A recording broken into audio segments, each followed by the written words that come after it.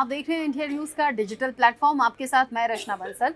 सीमा हैदर और सचिन मीना का नया कमरा बन चुका है। कमरा सजकर तैयार हो गया है और ठीक उसी तरीके से सजा जैसे किसी नए जोड़े का सजता है, जहां पर वो अपनी सुहाग रात मनाते हैं। अब चूंकि करवा चौथ का व्रत भी सीमा हैदर ने सचिन मीना के लिए रख दिया और फिर वो इंतजार वाली रात भी आई और उस रात को लेकर सीमा हैदर इतनी ज़्यादा एक्साइटेड हो गई कि वो गाने के अंदाज में बोलने लगी कि उफ क्या रात आई है, मोहब्बत रंग लाई है। तो इन दोनों की मोहब्बत तो रंग ला रही है, लेकिन सीमा हैदर का ये जो अंदाज है गाना गाने का, ये थोड़ा सुन लीजिए आप। क्या रात आई है, मोहब्बत रंग लाई है। डम डम डुबा डुबा डुबा डुबा डम डम डुबा डुबा डम डम डुबा डुबा डुबा डुबा डम डम डुबा डुबा। क्या रात आई है, मोहब्बत रंग लाई है। हम जश्न मनाएंगे, अब ना शर्माएंगे।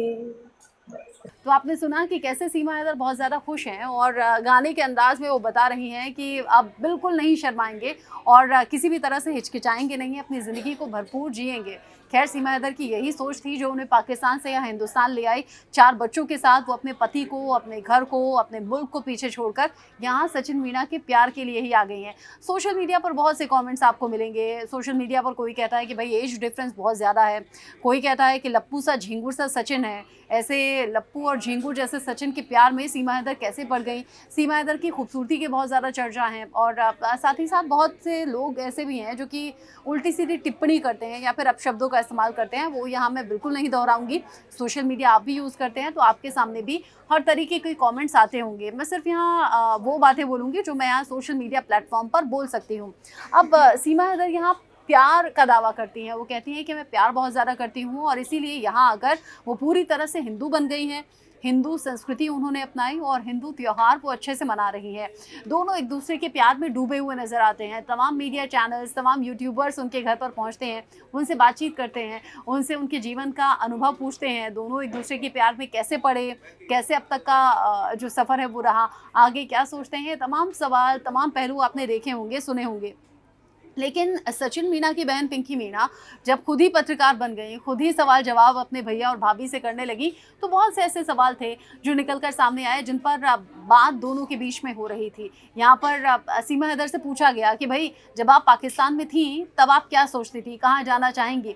तब सीमा हैदर कहती हैं कि मैं वृंदावन जाना चाहती थी। वृंदावन इसलिए क्योंकि राधे कृष्ण की बड़ी भक्त हैं और सचिन मीना के थ्रू ही उन्होंने राधा कृष्ण की स्टोरी भी सुनी, उनके बारे में मथुरा और वृंदावन के किस्से भी सुने। इसीलिए वो वृंदावन ज़रूर जाना चाहेंगी क्योंकि वो भी अपने प्यार को इसी तरीके से अमर करना चाहती हैं, इसी तरीके से उनका प्यार एग्जाम्पल सेट करे बाकी लोगों के सामने, ये वो चाहती हैं। जब सचिन मीना से पूछा गया भाई कहाँ कहाँ ले जाएंगे, तो वो उनकी यहाँ पर जो लिस्ट थी वो लंबी थी। वृंदावन, वैष्णो देवी, केदारनाथ धाम, ऐसी तमाम जगहों का जिक्र दोनों ने कर दिया। लेकिन अभी चूंकि थोड़ी सी बंदिश है और इन्हीं बंदिशों के बीच में अभी घर में कैद रहते हैं या फिर बाहर उस तरीके से जा नहीं पाते, जिसका जिक्र सीमा हैदर पहले भी करती हैं कि भाई कानूनी इन पचड़ों से मैं निकल जाऊं तो मैं हाथ में हाथ डालकर सचिन मीना के साथ बाहर घूमना चाहती हूं और बिना किसी सवाल के पूरी आज़ादी के साथ घूमना चाहती हूं, बाहर शॉपिंग करना चाहती हूं। ये सीमा हैदर की इच्छा है।